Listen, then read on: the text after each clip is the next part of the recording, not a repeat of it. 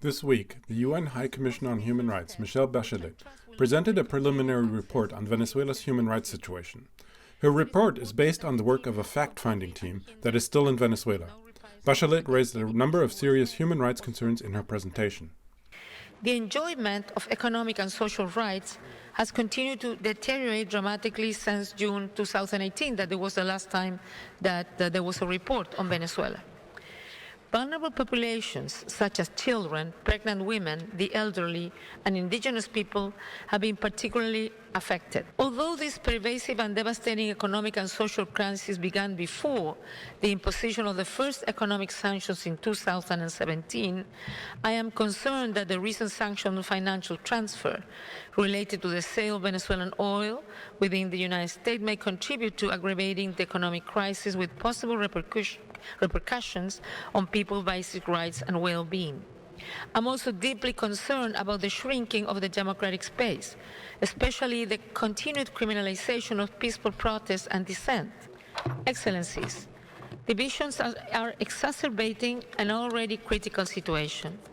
There is a need for common agreement on a political solution by all stakeholders, with actions to improve a wide range of urgent human rights issues.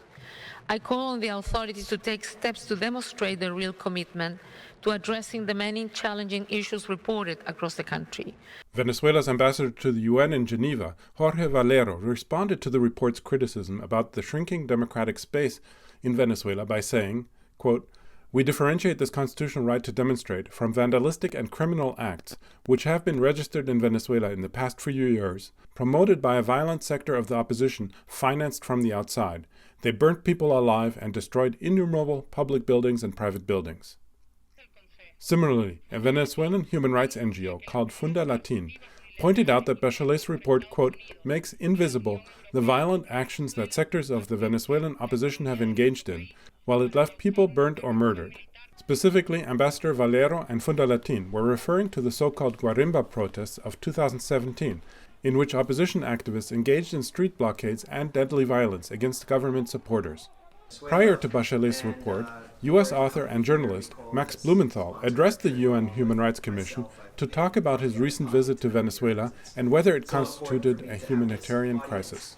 I arrived in Caracas in early February with the expectation of witnessing at least some mild version of the dystopia that Western media has made out Venezuela to be. What I found instead was a society coping with an economic crisis, to be sure, brought on by speculation, hyperinflation, and tightening U.S. economic blockade, but one that was coping nonetheless. I came from Washington, D.C., where I live in one of the city's most neglected, impoverished communities in southeast Anacostia, whose residents are struggling to remain in their homes against rising rents and declining wages, and where I witnessed literally thousands of men and women sleeping in the streets every day just blocks from the White House. And, coming from there, the situation around Caracas scarcely resembles a humanitarian crisis, at least as I understood it, especially after having worked so long inside and writing about the Gaza Strip, which is still under occupation and is the target of a project of Israeli apartheid. That's a real humanitarian crisis. It is a man-made humanitarian crisis. Similarly, Alfred de Zayas, who had visited Venezuela in late 2017 as a special UN rapporteur on human rights, also addressed the question of a humanitarian crisis in Venezuela. When I went to Venezuela, I expected to find a humanitarian crisis. I was predetermined to find a humanitarian crisis. I walked the streets, I spoke to people of all kinds, and that was not the case.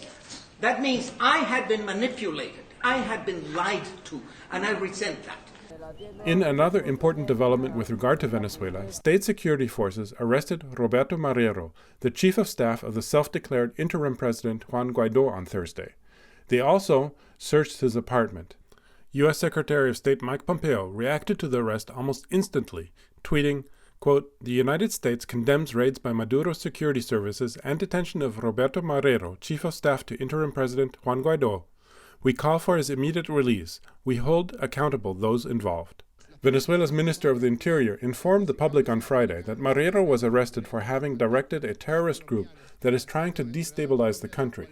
President Maduro further explained that Marrero and others are being held under suspicion of planning, quote, to attack military barracks, hospitals, and metro stations. He also said that various weapons were found in Marrero's apartment. Meanwhile, the Trump administration continues to intensify sanctions against Venezuela. During a meeting with Brazil's extreme right President Jair Bolsonaro in Washington on Monday, Trump said his administration has not yet implemented, quote, the toughest sanctions, as you know. Trump was referring to so-called secondary sanctions, which would target any company or government in the world that engages in business with Venezuela. These are the same sanctions that the U.S. has applied to Iran for many years, strangling its economy. More immediately, the Trump administration is considering prohibiting Visa and MasterCard from processing Venezuelan credit card transactions. Although most Venezuelans do not have credit cards, a vast majority of them do use debit cards for practically all day-to-day purchases because of the lack of cash. Banning MasterCard and Visa could affect these debit card transactions. If so, this would represent a dramatic attack on Venezuela's economy, bringing it to a virtual standstill. The new sanctions that were announced this week are against Venezuela's state mining company, Minerven, which mines, processes, and sells Venezuelan gold. Gold is Venezuela's second largest export after oil. Finally, although it is not exactly a sanction, Venezuela has also been suffering from a boycott of airlines flying to Venezuela. The airlines argue that the reason they stopped flying to the country is that they are concerned about their employees' security in Venezuela. The latest airline to make such an announcement is American Airlines, whose pilot union urged the airline to no longer serve Venezuela. The decision came shortly after the U.S. State Department withdrew all of its diplomatic personnel and issued a Level 4 travel advisory warning this past week, the highest level, usually reserved for war zones, telling U.S. citizens do not travel to Venezuela. Other airlines that have canceled their routes to Venezuela are United and Delta. Now, no U.S. airlines fly to Venezuela anymore.